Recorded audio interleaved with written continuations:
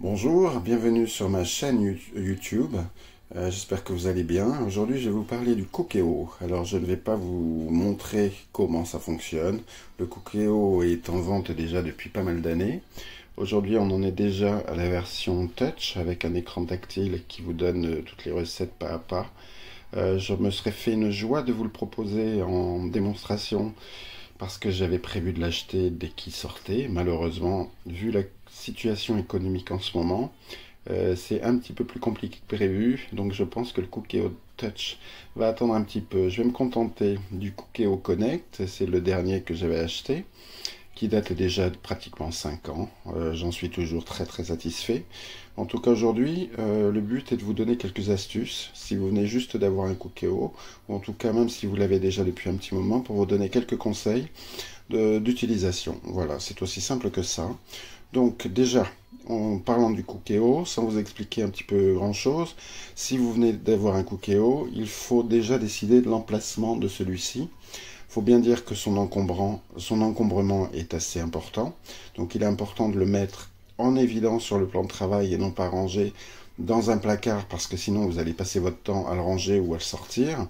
Et comme c'est un appareil que vous allez utiliser pratiquement quotidiennement, il vaut mieux l'avoir sur votre plan de travail. Alors moi j'ai décidé de le mettre sous ma hotte, sur la plaque induction, directement. Si vous avez une plaque en vitrocéramique, je vous déconseille fortement de le faire, dans la mesure où la plaque peut par erreur se mettre en marche et à ce moment-là vous allez brûler le fond de votre Cookéo. Sur une plaque induction, ça ne vous concerne pas, dans la mesure où il faut une casserole avec un fond en métal spécial pour pouvoir démarrer la plaque induction. Donc sans aucun problème, le Cookéo sur une plaque induction, ça va vous permettre en tout cas de l'avoir au-dessus de votre hotte aspirante, et en mode décompression, la vapeur va pouvoir aller directement sous la hotte et non pas vous faire de la buée un peu partout dans la cuisine, et il va falloir que vous nettoyez un petit peu plus que d'habitude. En tout cas, c'est à vous de décider où le mettre. Moi, comme vous voyez, il est là sous la haute aspirante, et c'est très bien comme ça. Donc voilà, décidez de l'emplacement, mais c'est vrai que c'est important que vous l'ayez pas très loin, et surtout bien placé pour que vous puissiez travailler dans de bonnes conditions. Donc ça, c'était une chose. Maintenant je vais vous expliquer, je vais vous montrer les accessoires que j'utilise pour le Cookéo. Donc d'abord, je vais vous montrer ce que normalement il livre avec le Cookéo. Voilà, c'est ça, c'est-à-dire c'est le petit panier vapeur. Comme vous voyez, il est très bas, il n'est pas super pratique. Il a des petites hanches ici, mais vous voyez, pour le retirer, c'est pas top. Moi, je m'en suis vite lassé de celui-ci. En plus, il a une toute petite on peut mettre qu'une petite quantité d'ingrédients, donc il me plaît plus. Celui-là, je pense qu'il me sert à pas grand-chose, si ce n'est qu'il va sûrement passer à la poubelle. Voilà, moi ce que j'ai pensé, j'ai trouvé en tout cas, j'ai acheté sur Amazon, mais il existe sur d'autres sites, c'est le panier qui va dans le Cookéo, et que vous voyez, ça n'a absolument rien à voir. Il est beaucoup plus grand, il rentre exactement dans la cuve, il a une bonne poignée ergonomique avec de la silicone autour, donc quand vous allez retirer le panier, ça va pas du tout vous brûler, hein, vous pouvez l'enlever très facilement. Et puis voilà, donc moi je vous conseille celui-ci, qui est quand même bien plus pratique que celui original qui est livré avec. Ensuite, les petites verrines. Donc les verrines, je vous en ai sorti 2, mais bon, on peut en mettre 4 maximum. C'est un peu dommage, on aurait bien voulu en mettre 6, mais déjà 4 c'est pas mal. Donc ça, les verrines c'est très pratique, elles sont en verre très solide. Elles ont un petit couvercle en silicone également, comme vous pouvez le voir, avec un petit trou sur le dessus. Ça va vous permettre à la vapeur de sortir et de faire vos cuissons, des œufs cocottes, des flancs, de pas mal de petites choses. Donc ça c'est bien pratique aussi. C'est les verrines Moulinex, mais vous pouvez utiliser d'autres verrines. Tant que vous pouvez les couvrir avec un couvercle, ça sera très bien aussi. Et puis un autre accessoire que j'utilise beaucoup aussi, c'est la balance Moulinex également. Qui est très pratique. Alors elle est très jolie déjà. Ensuite elle permet de choisir si on veut des millilitres, des centilitres, des poids en anglais, ou alors même on peut faire voilà, des grammes, etc. Donc c'est très très pratique. On peut faire la taille ici, vous voyez. Bon voilà, c'est une balance classique, mais c'est vrai qu'elle est très ergonomique. Et on en a bien besoin de toute façon pour faire les recettes du Cookéo, parce qu'il faut bien dire que s'il y a un inconvénient majeur avec le Cookéo, c'est qu'il n'a pas de balance intégrée. Aujourd'hui, pratiquement tous les robots cuiseurs ont des balances intégrées. Sur le Cookéo, je pense qu'ils y ont pensé, mais ça doit être un peu compliqué de mettre une balance au-dessous d'une plaque électrique. En tout cas, la résistance qui est sous le Cookéo, que vous voyez là, voilà. Donc je pense que c'est plus un problème technique qu'autre chose. Ils n'ont jamais réussi à mettre une balance intégrée dans le Cookéo. Donc vous avez besoin d'une balance pour mesurer tout ce que vous avez besoin qui va aller dans le Cookéo. Voilà, donc ça ce sont les petits accessoires importants. Après bien sûr, je vous conseille d'utiliser bien sûr des accessoires, des cuillères ou des marises ou ces choses comme ça en silicone hein, ou en plastique en tout cas pour pas du tout abîmer le revêtement. Voilà. Et puis s'il y a une chose que je vous conseille également, c'est de racheter une deuxième cuve. Donc comme vous pouvez voir celle-ci, elle est un petit peu abîmée. Elle date du Cookéo, donc il y a déjà 5 ans. Ce sont des cuves très légères, mais qui peuvent être un peu fragiles et qui peuvent avoir tendance à accrocher également. Donc ce que j'ai fait, j'ai racheté une cuve. D'abord c'est très pratique parce que ça me permet de faire peut-être deux choses en même temps. On peut faire un flan et puis on peut faire un couscous ou autre chose. Donc en ayant deux cuves, en plus avec un couvercle en plastique qui va dessus, exactement pour le Cookéo. C'est très pratique, on peut mettre directement après au frigo pour les restes. En tout cas, ça permet d'avoir une cuve qui attache un peu plus, mais que je me sers uniquement pour faire des plats vapeur. Donc il va y avoir uniquement un fond d'eau qui va être dessus. Et puis l'autre qui est bien plus propre, qui me permet de faire tout ce qui est plat en sauce, etc. sans que ça attache. Voilà, donc ça c'est bien. Je vous conseille de cuve, ça sera quand même bien plus pratique. Voilà, donc ça ce sont pour les accessoires. Hein. Qu'est-ce que je vais vous parler maintenant? Donc, juste un petit conseil. Je ne vais pas entamer une recette pour vous le montrer, mais je vais vous donner quelques tuyaux. C'est-à-dire que la plupart des recettes pour le Cookéo sont toujours un petit peu faites du même principe. C'est-à-dire que vous allez faire dorer des oignons, par exemple, ou de la viande, d'accord, dans de l'huile d'olive. Donc, il faut mettre en mode doré. Et ensuite, vous allez dorer vos aliments, vos oignons, etc. dans la cuve. Donc le préchauffage est un petit peu long. Alors ce que vous pouvez faire, c'est ou lancer, voilà, je le mets en manuel, vous allez lancer votre cuisson classique et le mettre en doré. Et le préchauffage va commencer. Le préchauffage va prendre à peu près 7 à 8 minutes, je dirais, pour qu'il soit complètement intégralement terminé. Ce que vous pouvez faire, c'est le lancer, préparer vos légumes, éplucher, etc. Préparer tous les ingrédients que vous avez besoin. Et à ce moment-là, une fois que le préchauffage est terminé, vous pouvez commencer à tout mettre dans la cuve pour pouvoir faire rissoler votre viande ou vos oignons. Ou alors, ce que vous pouvez faire, c'est attendre carrément un petit peu. Vous préparez tous vos ingrédients, vous épluchez vos légumes, etc. Et puis, une fois que vous êtes prêt, vous pouvez déjà lancer de la même manière votre mode doré. Voilà. Et le préchauffage va commencer. Vous pouvez directement y mettre votre huile d'olive et vos oignons, par exemple. Et vous allez voir qu'au bout de quelques minutes, déjà, ils vont commencer à rissoler. Donc, ça vous fait gagner de temps. Vous n'avez pas à attendre la fin du préchauffage pour commencer à rissoler quoi que ce soit. Concernant les oignons, j'utilise pas mal, s'il y a une chose que j'utilise beaucoup, ce sont les oignons en surgelé. Ça évite de pleurer, ça évite de les éplucher, c'est fastidieux. J'ai toujours un sac d'1 kg au congélateur. Ils sont émincés. Alors le seul problème avec ce type d'ingrédients, c'est que vous allez avoir pas mal d'eau qui va être rendue au moment du dorage. Donc c'est pour ça que c'est bien pratique. Vous pouvez les mettre directement dans la cuve dès que vous les sortez et vous commencez le préchauffage. Et toute l'eau qui est contenue dans les oignons va s'évaporer avant de mettre l'huile d'olive et avant de commencer le rissolage. Donc s'il y a bien une chose avec les oignons à savoir, voilà, oignons surgelés c'est très bien, mais ils rendent beaucoup d'eau, donc mettez-les dans la cuve, vous remuez et vous laissez évacuer toute l'eau qui est contenue dans les légumes avant de commencer autre chose du rissolage. Voilà, ça c'est bien à savoir.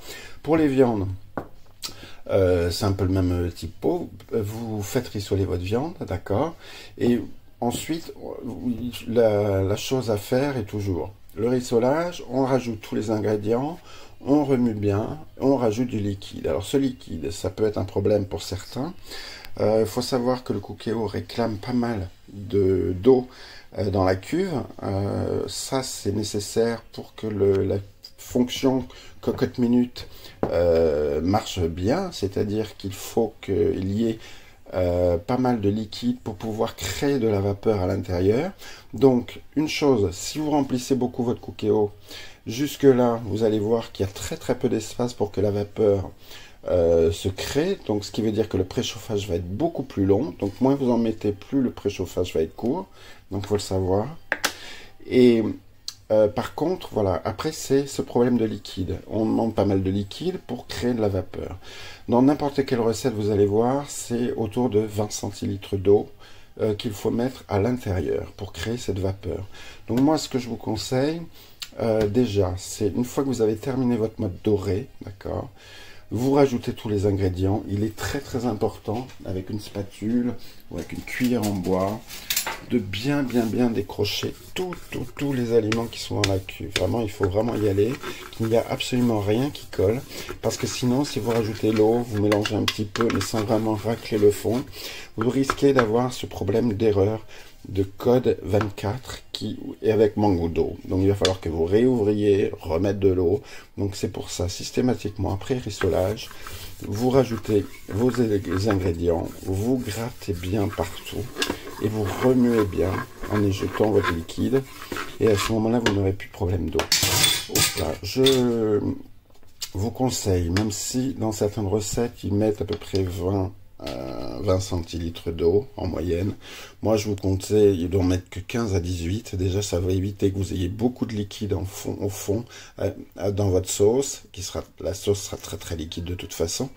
Mais en mettant que 15 à 18 centilitres, déjà, ça sera pas mal et ça vous évitera d'avoir ce code erreur et d'avoir assez de sauce, mais pas trop non plus, parce que sinon, c'est vrai que les cuissons au Cookéo, on a souvent beaucoup de liquide à l'intérieur, donc c'est un peu dommage. Donc ce que je vous conseille également, c'est-à-dire que si vous allez rissoler de la viande, vous faites saisir votre viande dans le Cookéo, d'accord. Une fois que c'est saisi, vous rajoutez tous vos légumes, vous grattez bien partout, vous rajoutez votre liquide, et une fois que c'est... avant de rajouter le liquide, une fois que vous avez bien grillé la viande, les oignons, etc., vous pouvez saupoudrer un petit peu de farine sur la viande et vous remuez bien, d'accord. Ou alors, ce que vous pouvez faire en fin de cuisson, une fois que le Cookéo a terminé, vous ouvrez, vous allez constater que votre sauce est très liquide. À ce moment-là, vous récupérez un petit peu de jus de cuisson que vous mettez dans un petit récipient, que vous mélangez avec une cuillère ou deux de maïzena, ou de fécule de maïs, ou de fécule de pommes de terre. Vous remuez bien, vous remettez tout dans votre Cookéo, et vous remuez, et vous laissez peut-être encore dorer 2-3 minutes pour que la sauce s'épaississe. Donc voilà, ça ce sont les astuces. Mettre un petit peu de farine sur la viande pendant le rissolage, ça c'est très bien. Ou alors, en fin de cuisson, vous rajoutez de la maïzena dans du bouillon que vous avez déjà dans le Cookéo, et ça va vous permettre de ne pas avoir une sauce trop liquide et ne pas avoir trop de sauce dans le Cookéo lui-même. Voilà, donc ça c'était une astuce quand même importante à savoir. Maintenant, pour la cuisson sous pression, donc faut bien faire attention parce que justement il va y avoir en fin de décompression beaucoup de vapeur qui va sortir, donc ça va sortir d'ici bien sûr. C'est pour ça que c'est bien dirigé sous la hotte pour pouvoir que toute la vapeur s'en aille. Alors il peut y avoir quelques projections, donc faites attention quand même. Ensuite, une fois que c'est terminé, il va vous le dire, il va vous demander de vider le petit container qui lui récupère l'eau, c'est-à-dire que dès que vous allez ouvrir votre Cookéo, toute l'eau qui est contenue ici va couler dans ce petit récipient derrière. Donc il est important de le sortir, de le nettoyer à chaque fois. Voilà pour la pression. Qu'est-ce que je voulais vous dire également? Maintenant on va parler du nettoyage parce que c'est quand même important. Le Cookéo doit être maintenu propre à chaque fois que vous allez l'utiliser, hein, ça c'est bien. Si vous faites par exemple une cuisson vapeur uniquement, c'est-à-dire mettre juste un fond d'eau dans la cuve, je l'arrête, voilà. Dès que vous mettez juste de l'eau et avec le panier vapeur dedans, bon, si vous faites des haricots verts ou autres, vous allez voir que ça va bien sûr, vous aurez juste un petit coup à nettoyer dans la cuve parce que ça sera pas très sale. Là c'est pareil, ça va pas vous faire beaucoup de dégâts. Par contre, si vous utilisez le Cookéo pour cuire n'importe quoi d'autre, il faut systématiquement que cette partie-là soit vraiment propre et la cuve aussi. Donc, les petites astuces pour nettoyer, bon c'est très simple, hein. Il faut déjà enlever cette partie-là. Donc vous avez la vis ici qu'il faut enlever.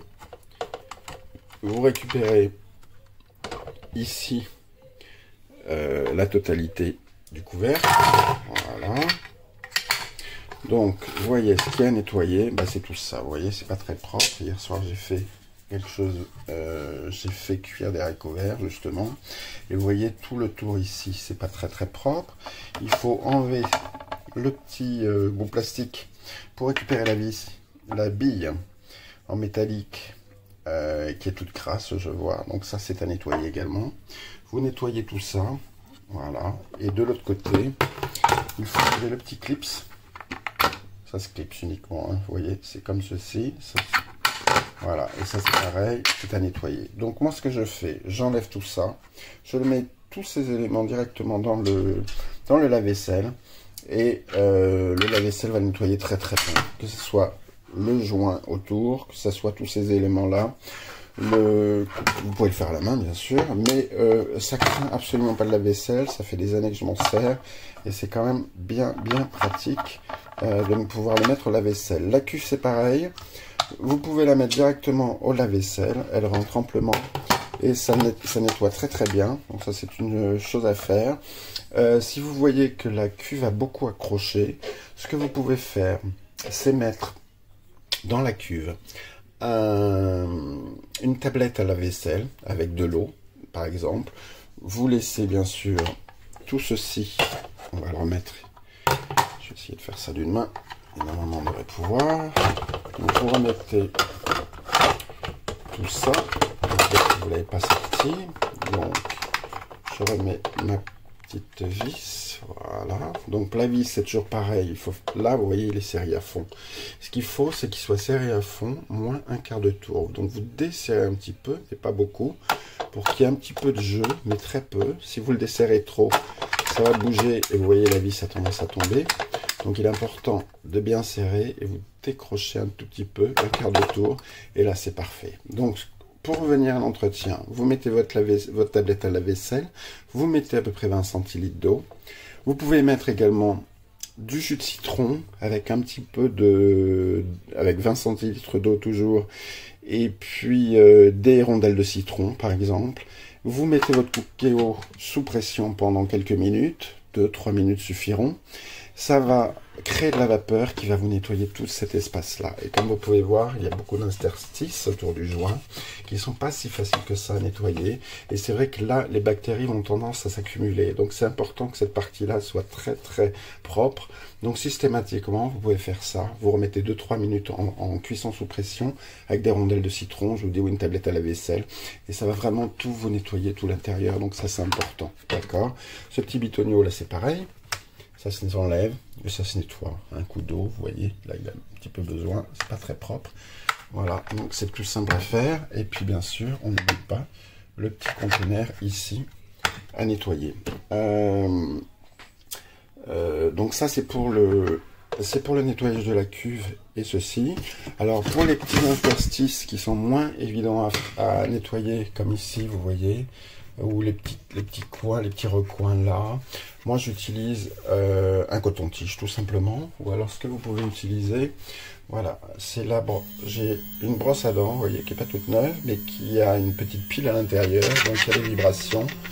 Et là vous pouvez vraiment arriver à aller dans tous les coins pour nettoyer là où c'est beaucoup moins accessible, tout simplement.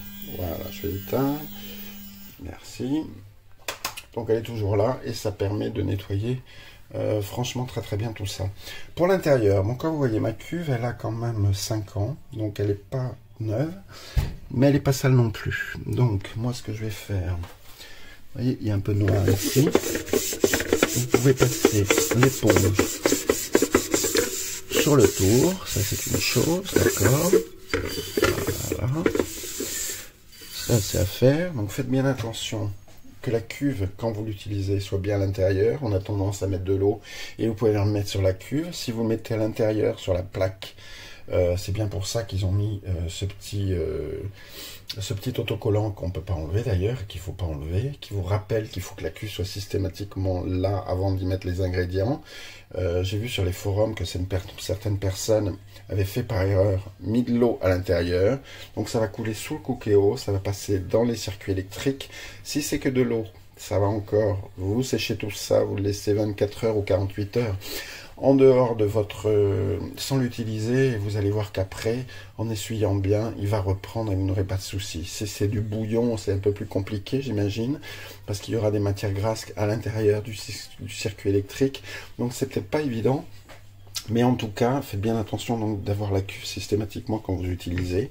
Et ce qui est très très important à faire, vérifiez systématiquement votre cuve. C'est-à-dire que, vous voyez, bon là elle est propre ou presque en tout cas.